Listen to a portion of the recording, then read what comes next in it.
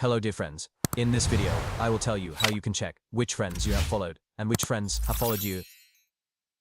And it will also show you the timing.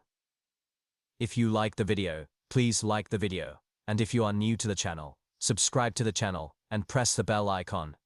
Step number 1. Open your profile. Step number 2. Go to the website, facebook.com. Step number 3. Log in with your Gmail account. Step number 4. Click on your account. Step number 5. Click on Settings and Privacy. Then click on Activity Log. Step number 7. Click on Your Interactions. Then here you will see how to check followers and following. Step number 9. It will show you those people you have followed. And when you follow them, the date will also be shown. I hope you got information from this video. If you did, then like the video. If you are new to the channel, subscribe to the channel, like, and press the bell icon. And definitely share this video with your friends.